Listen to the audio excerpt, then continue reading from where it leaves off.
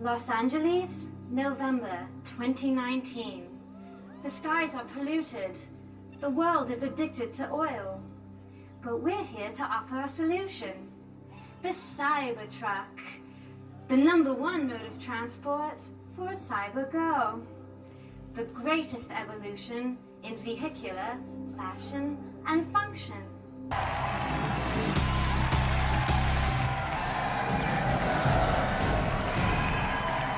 Hey, I'm Steven and this is Solving the Money Problem. If you're new, welcome. If you're not, welcome back. The Cybertruck broke the internet when it was revealed last year. Maybe you noticed. While everyone immediately focused on its appearance, I was so struck by Cybertruck's engineering genius that it inspired this channel's second ever video, which I'll link below. A lot has happened since. Many of the people who initially vomited in their mouths at the sight of Cybertruck have slowly fallen in love with its unique aesthetic. Waves of die-hard truck buyers have come out and said they've reserved the Cybertruck to replace their Ford F-150 or Chevy Silverado. We've seen Cybertruck appear in music videos, tabloids, and on Jay Leno's Garage. At the same time, many still believe Cybertruck is hideous and dumb. There's been no shortage of discussion. Is it beautiful or ugly? Utilitarian or useless? Will a traditional truck buyer be interested? Will non-truck buyers be interested? Will it sell millions or be a huge flop?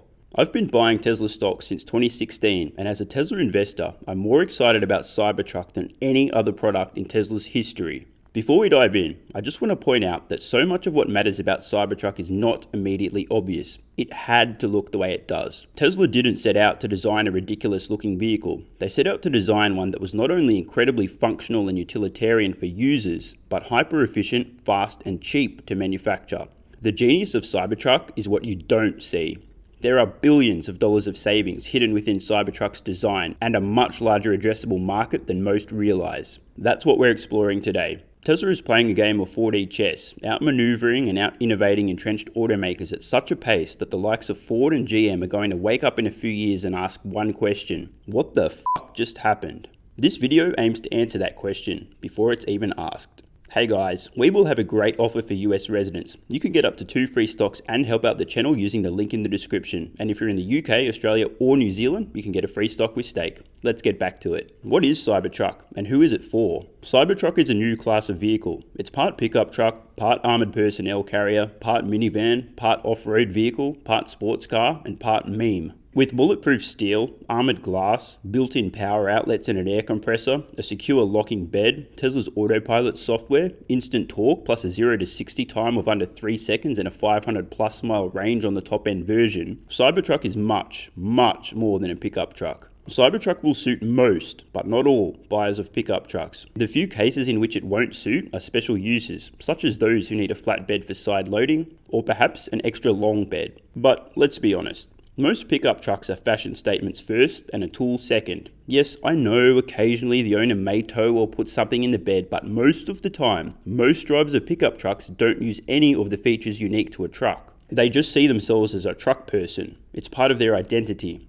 Oh, and don't get butthurt if you're one of the few pickup truck owners who actually uses their vehicle as intended. I know you're out there. You're just in a vanishingly small minority. Pickup trucks are the best-selling type of vehicle in the United States, with over 3 million sold in 2019. Ford's F-150 series alone sold more than 900,000 units in the US last year. That's almost as many vehicles as Tesla has sold in its entire history. It's worth letting that sink in. Cybertruck will appeal to tradespeople, think plumbers, electricians, carpenters, off-roaders, outdoors enthusiasts, hunters, rednecks, rappers, city councils, maintenance workers, repair people, celebrities, rock climbers, campers, van life proponents, police, military, archaeologists, athletes, artists, and more. The potential market is massive. Hidden engineering genius, an investor's dream.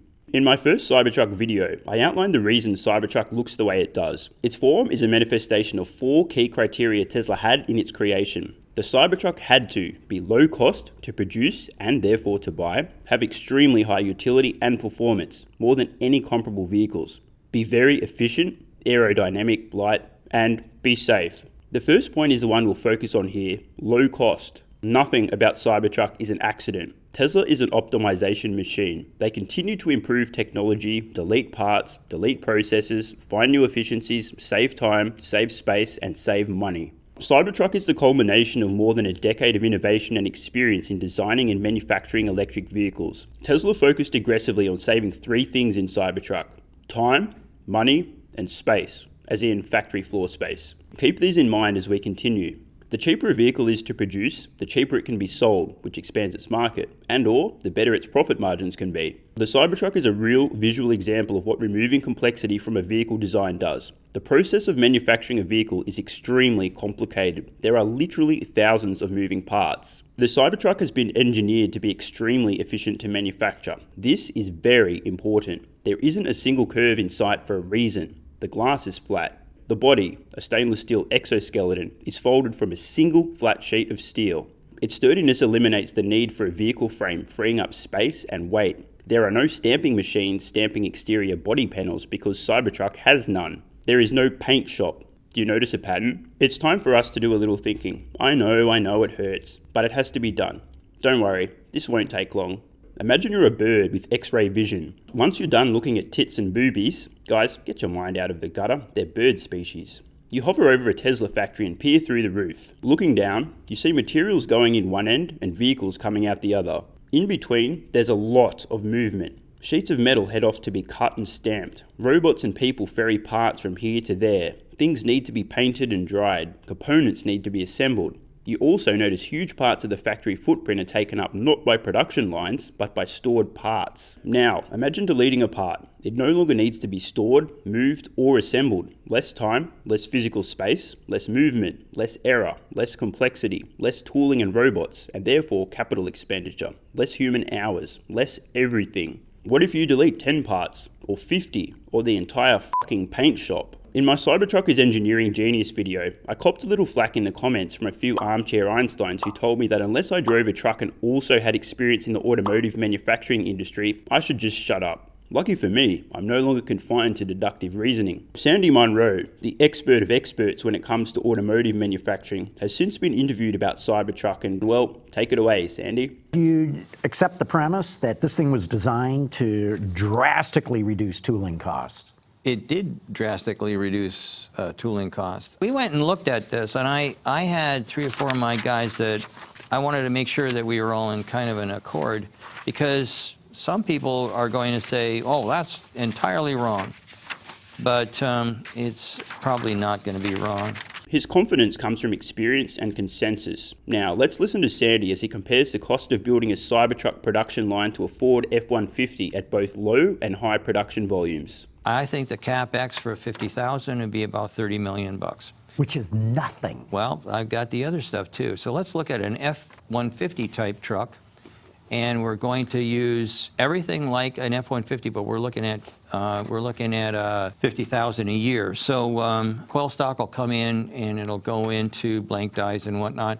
That's about 25 million. The body shop with partial automation and multi-spot welders, about another 35 million. A paint shop, 150 million. That means the CapEx total for that is 210 million. So you're looking at a difference between 210 million for an F-150 built at a 50,000 a year value, right, is what you're saying. Right, and I need 210 million, whereas with the truck we just looked at, it's like 30 million. In case you missed that, a 50,000 per year production line for the Ford F-150 would cost $210 million to build. A production line for a Cybertruck with the same annual capacity of 50,000 units would cost just $30 million, 1/7 as much. And what about costs for production capacity of 600,000 per year?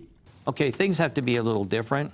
I'm going to try and figure out how to use dies to get the job done. That's going to be 30 million for sure. The body shop is going to be about another 35 million.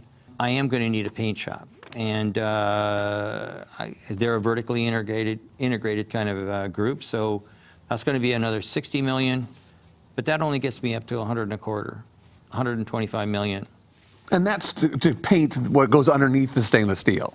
Because you're not getting them brought in. Is that what you're talking about there? Yeah. We'll be doing our own. Because you're still not painting the outside in this scenario. No. Right. This is just for things that have to be painted. Yep, underneath. But aren't stainless steel.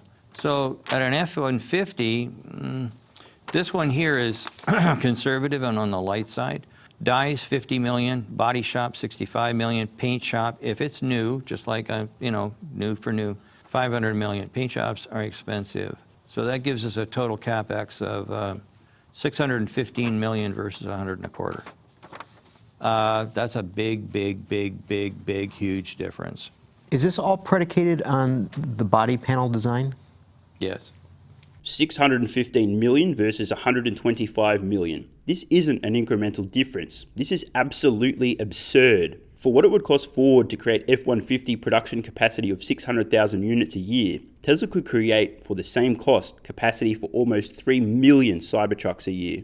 This cost differential is a microcosm for how Tesla continues to innovate, disrupt, optimize, learn, and grow. Time, money, and space. Remember I said to keep these savings in the back of your mind? These three things are multipliers. Saving one usually saves the others. And in the case of Tesla's Cybertruck, this really matters. It's not just that Tesla can build a Cybertruck production line for pennies on the dollar, or that they can build them cheap and profitably. It's that they can build them fast out of a tiny factory footprint. No paint shop, no stamping, no bullshit. Ford and GM are in danger of falling asleep at the wheel while Tesla eats their lunch. How do you compete with a superior product which your competitor can make cheaper and faster? People who need trucks to do truck things won't remain loyal to brands whose products no longer serve them. The numbers. In the US alone, over 3 million pickup trucks are sold every year. If Tesla captures just 10% of this market, that's 300,000 Cybertrucks per year. At 50,000 each, that's $15 billion of revenue. For context, Tesla's entire business did just shy of $25 billion last year. Is a 10% market share realistic? Only time will tell, but current indicators suggest more than 500,000 Cybertrucks have been reserved already, so there's that. The bottom line is that Tesla has flipped automotive manufacturing on its head and is on the cusp of redefining consumer expectations. Tesla has innovated aggressively and deleted enormous amounts of complexity, resulting in both Cybertruck's unique appearance and its ability to be manufactured at high volume for astonishingly low costs. There is simply no way automakers can compete with Cybertruck on cost and utility without copying its exoskeleton design and removing the same complexity. Ford and GM should be quaking in their boots, but I'm not sure if they're smart enough to realize. Maybe they'll cotton on when Tesla announced their Texas Gigafactory, or perhaps after they've built it in record time, or maybe they won't realize until Chapter 11 proceedings. And don't forget your free stocks with Webull and Stake, links in description. I'm Stephen Mark Ryan, this is Solving the Money Problem, and I love you all. Thanks so much for watching. Let me know your thoughts in the comments below. Have you reserved a Cybertruck? Is it beautiful or ugly? Are Ford and GM fucked? And of course, if you have any ideas for future videos, let me know. I read all your comments. P.S. If you're still watching, you're awesome. If you'd like to access exclusive videos, regular Q&As, behind the scenes content and more, consider supporting the channel at patreon.com/solvingthemoneyproblem so I can keep creating content for you guys. There's a link in the description, and you can now also become a member of the channel for some exclusive perks. To learn more, click the join button next to subscribe. Either way, the best form of support is you being here and watching, so thanks again.